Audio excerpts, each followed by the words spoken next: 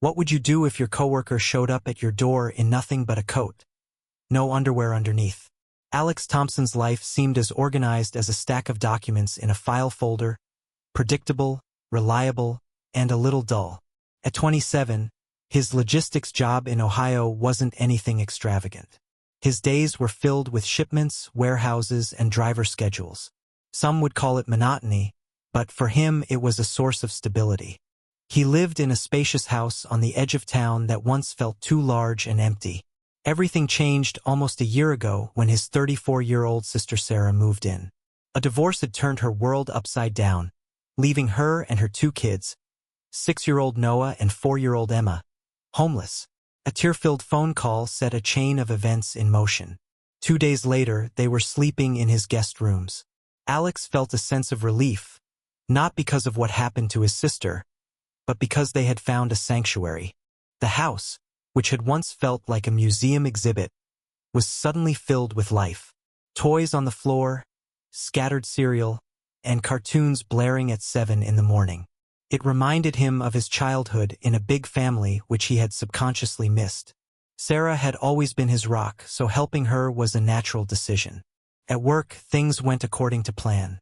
He valued his job and his colleagues who were dependable and lacked the kind of ambition that breeds intrigue. It was a peaceful environment. About 6 weeks ago, Jessica Harper joined their team. She was a tall brunette in her early 30s. Jessica was sharp-witted, but had a good sense of humor and seemed to see through people, always with a smile. Initially, Alex just greeted her like he would any newcomer, but she wasn't one to remain unnoticed. She constantly found excuses to talk by the printer during coffee breaks. His jokes, which he thought were too silly, made her laugh for some reason. And once when he helped her fix a system error, she called him Mr. Reliability. Alex wasn't blind. He saw her interest but kept his distance. Past experiences had taught him not to rush. Her questions were less flirty, more about what he did on weekends if he cooked or went out. He remained calm and told her his house was always full, hinting that he wasn't looking for new people to hang out with. That only seemed to pique her interest more. A week or two later, she suggested they grab coffee during lunch. They went to a small cafe across the street. It wasn't an official date, but it wasn't just a friendly meetup either. They talked about TV shows, annoying clients, and eventually their neighborhoods. She asked where he lived. He said he lived past Maple Lane. She raised an eyebrow in surprise, saying she lived on Carver Street. He didn't pay it much mind as he didn't see any significance in it. At home, life was stable. Sarah had found a part-time job at a local bakery, so he often picked up Noah from daycare. They developed a routine. Get home, heat up food, help Noah with homework, and by 9 p.m., the house would quiet down. Emma always asked for one more bedtime story. Noah wanted to show him something on his tablet, and Sarah would stay up late ironing clothes or watching crime shows with the sound off. It wasn't a glamorous life, but it was reliable. Alex didn't realize then that this was just the calm before the storm, before everything got complicated. The next 2 weeks went like clockwork. Work, home, work again. He cherished this rhythm that allowed him to control his every move. But Jessica kept popping up in the most unexpected places. It wasn't creepy. She wasn't pushy. She simply created opportunities to be nearby. If he went for coffee, she was already there. If he went to the printer, it suddenly turned out she had sent a document to the wrong machine. Once, when he was carrying a box of returns, she suddenly appeared next to him as if they were old partners. She combined confidence with nonchalance, giving the impression that she wasn't seeking attention, but knew how to get it. He couldn't be sure she acted this way only with him. They started having lunch together, sometimes in the break room, sometimes at the same cafe. It wasn't every day, but often enough for it to become noticeable. From that day on, her questions became more frequent, as if she was trying to put together a complete picture of his life. She asked if he cooked often and he'd say yes, but nothing complicated, just quick meals. She asked if he watched sports and he admitted he barely had time for it. She wondered how far he lived from work and he'd say, "Not far. 10 minutes without traffic." One evening after work, she asked if he ever went to bars, concerts, or anything like that. Alex said rarely, She tilted her head slightly and commented, "You're a hard one to figure out." He just smiled in response. Maybe that's for the best. That evening, he came home to a crying Emma over a lost pink marker, a screaming Noah about a spider in the bathroom, and a Sarah who looked visibly older than usual, exhausted. He just hugged her, not asking what was wrong. They had dinner, watched part of a movie, and after the kids fell asleep, he helped her fold a mountain of laundry. She looked at him and asked, "Are you okay?" He nodded. "Yeah. But you have that weirdly calm expression you had in high school when you were hiding something." "It's nothing," I replied. But she still looked skeptical. A few days later, something changed. Jessica came to work with her hair up, no makeup, and a big hoodie. She looked simple but still charming. She walked straight to his desk and placed a coffee mug in front of him. "You seem to like 2 sugars," she said, as if nothing special had happened. Alex looked at the mug, then at her, and realized she had paid attention to his habit. The next day, they worked together on a client error that had been double scanned. They sat side by side for about 40 minutes. At one point, she looked at him and asked, "By the way, you never told me your address. You mentioned you live past Maple Lane, but that's too general." Without hesitation, he blurted out, "Briar Lane by the gas station." She nodded slowly, as if committing it to memory. That evening, his house was louder than usual. Noah had a friend over. Emma had spilled glitter glue, and Sarah was on the phone with her mom, pacing the hallway. And seeing him, she silently mouthed, "Help!" Alex got to work, cleaned up, made quesadillas, and washed dishes. By 8:30 p.m., he was in old sweatpants and a hoodie. And at 9 p.m., he was sitting in the living room enjoying a glass of water in the quiet. But his peace was broken by a soft knock on the door. 2 soft, cautious knocks. Surprised since he wasn't expecting anyone, he got up and looked through the peephole. Jessica was standing there. Her hands were in the pockets of a coat that accentuated her slender waist. A deep neckline barely covered her curves. It seemed that she was without underwear under the coat. Her hair was down and on her face uncertainty. He opened the door, caught a gentle scent of perfume, and from her beauty he barely managed to say, "Hey."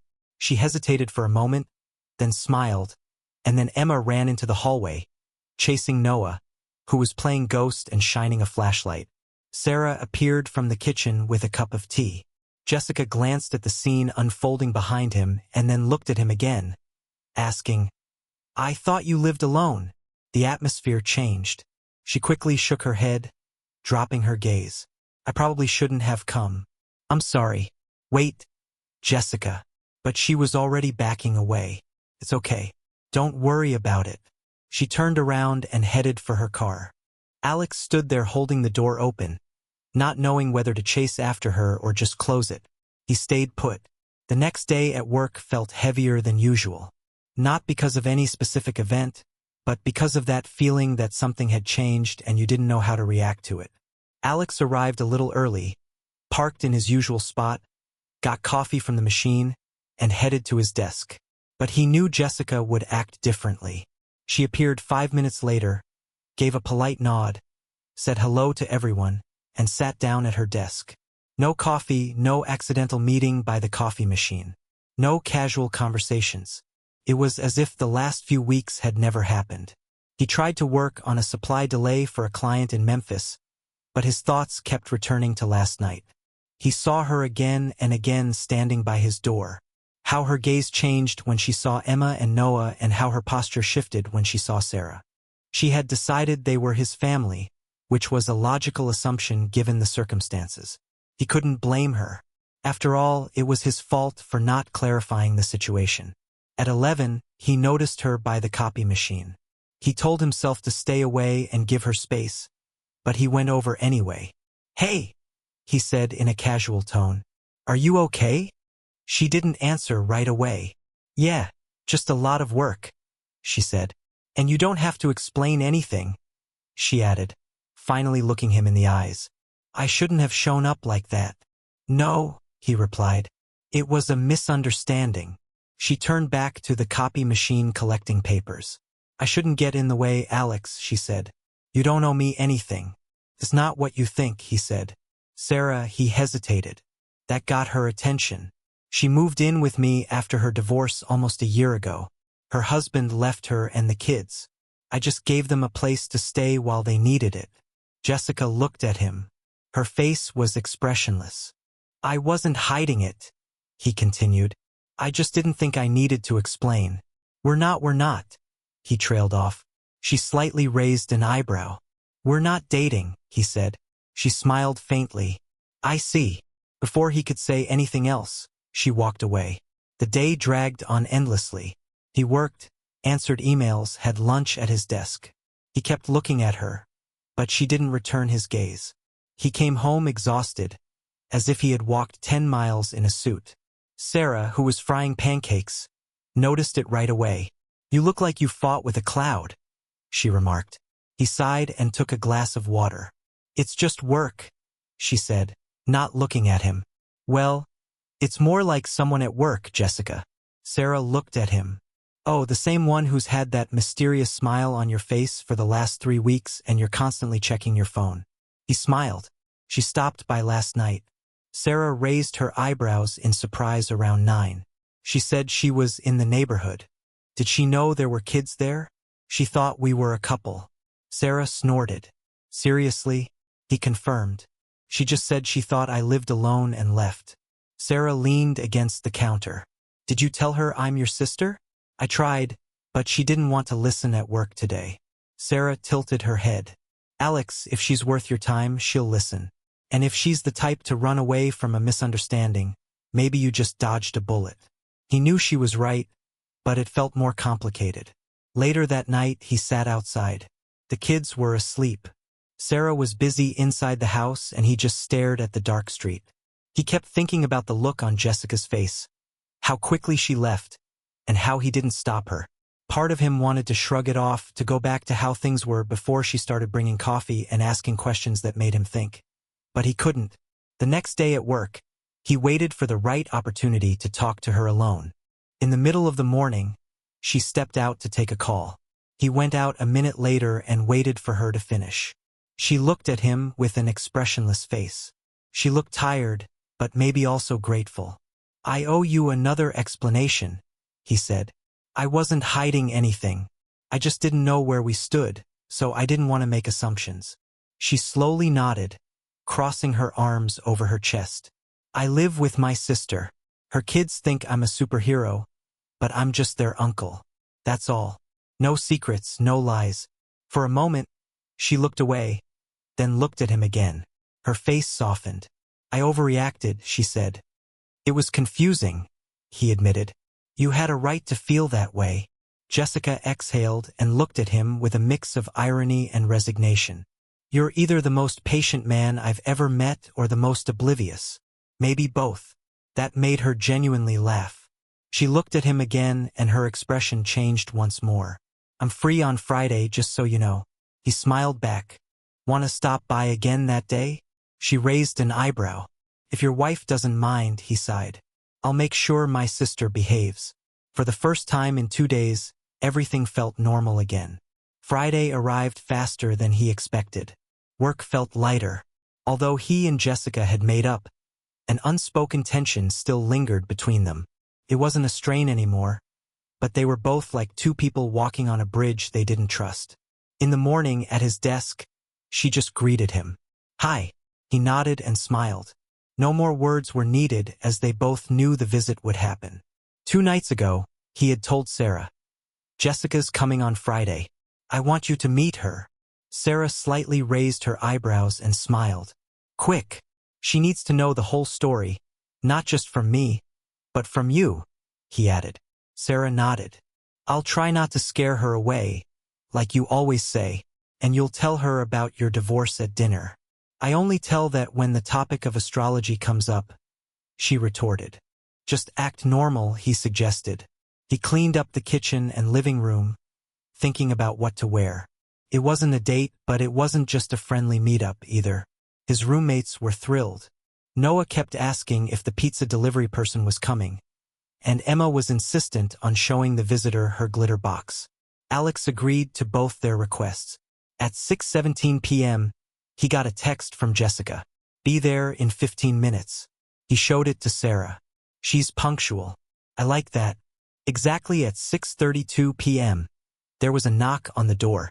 He opened it and she was standing there in jeans, a dark green sweater, her hair in a loose ponytail. In her hands, a bottle of soda and a small package of organic cookies. Gifts, she said, holding them up slightly. You didn't have to bring anything, he said, stepping aside so she could enter. She took a few steps into the living room and looked around. She had only seen it in a glimpse that night. And then Noah ran up to her holding 2 toy cars. Do you like fast cars or big trucks? She squinted, smiled, and crouched down. Turned out she liked monster trucks. Then Emma appeared with a box decorated with stickers and strings. This is my glitter collection. Want to see? Jessica immediately sat down on the floor. Sarah appeared in the kitchen doorway, wiping her hands with a towel. I'm the woman from the other night who's not your real wife. Jessica stood up, feeling awkward. Oh my God, I didn't mean to assume that. Sarah laughed and walked closer. Relax. I get why you thought that.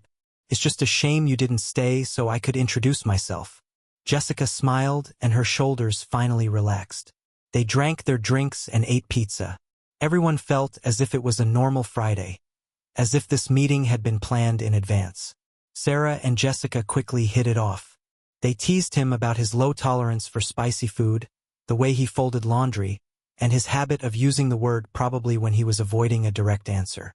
Jessica told a story about her first job at a dog grooming salon, where she once gave the wrong poodle to the wrong owner. Sarah shared an anecdote about Noah, who once locked himself in the bathroom with Oreos and refused to come out. The kids behaved almost perfectly. Later, Jessica helped clean up the dishes. Alex noticed her glancing around as if trying to imagine the life that happened here when she wasn't around. When Sarah went to put the kids to bed, they went outside. Jessica leaned against the porch railing. To be honest, I didn't expect this.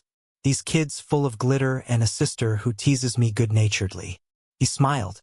I was afraid you'd be offended. I thought I had offended you, but I didn't mean to. From inside, Emma called out, Uncle Alex. He smiled and excused himself. After he had tucked the kids in, Sarah came downstairs and remarked, She's great. Don't mess this up. I won't, he promised. When they got to her car, she hesitated before getting in. It doesn't have to be serious, she said. I would just like to see you outside of work. He agreed. And then she looked back. And also, your towel folding method needs work, just like Sarah said. He sighed, acknowledging their conspiracy. I knew you two were ganging up on me. She laughed, waved to him, and drove away. For a moment, he stayed on the porch, and a sense of clarity washed over him. There were no dramatic kisses in the rain, airport dramas, or passionate speeches in the middle of a meeting. Instead, his relationship with Jessica was developing gently, gradually, like a house absorbing the morning sun, warming up almost imperceptibly. They started dating outside of work, slowly, cautiously. The next weekend, they sat on a bench in the park, drinking coffee and talking for 2 hours straight. No kids, no distractions, no food or noise, just the two of them. She talked about her past relationships, how they started with hope and ended in resentment and silence. He listened without interrupting. Then he shared that he hadn't had a serious relationship in almost 3 years. It wasn't because of bitterness, but simply because his life was filled with work and other responsibilities. Jessica was different. She didn't need to be saved or entertained. She was looking for authenticity, and he really liked that. At work, they kept their relationship a secret. Although the changes were noticeable, nobody said anything, and that was fine with them as they didn't let others define them. A few weeks later, she came over again, this time with groceries and wine. Sarah greeted her with, "You're practically family now." The kids loved her. Noah often asked if Jessica was coming for dinner. Once, while Jessica was helping Emma with stickers, Emma confidentially whispered to him, "Do you like her?" He just nodded. Sarah watched the scene with a mix of amusement and relief. After Jessica left, he and Sarah sat on the porch together. The house was quiet. The kids were asleep. She said she could feel his uneasiness. "You're used to being alone," she remarked, looking him in the eyes. "I think you're learning to let others care for you." He was silent, but her words resonated with him. About 2 months later, Jessica invited him to her place. She had recently moved into a new apartment closer to work, not luxurious, but her own. She cooked dinner and he brought dessert. They ate on the sofa with soft music playing in the background. Unexpectedly, without any preamble, he reached out and took her hand. She didn't react, as if it was meant to be. There was a brief silence before she rested her head on his shoulder. That's when they shared their first kiss. Nothing grand, just a soft and decisive moment.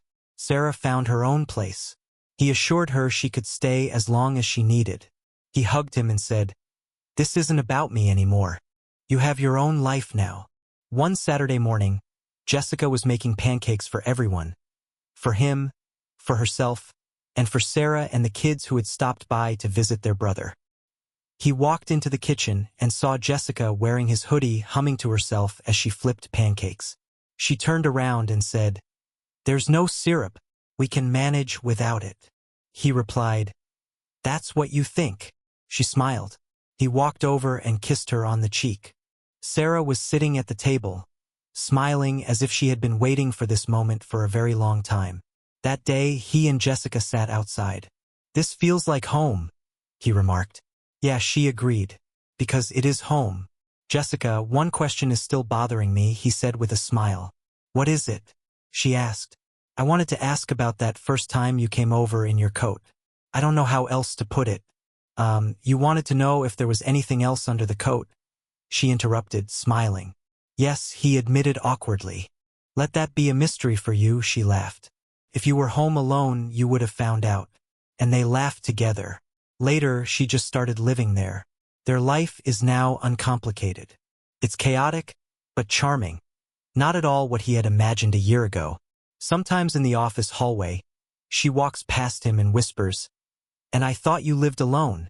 And they laughed every time. They exchanged glances that spoke without words that they were now together and that had made the world cozier and brighter. Their house was not just a dwelling but a story they created every day and one they wanted to repeat again and again.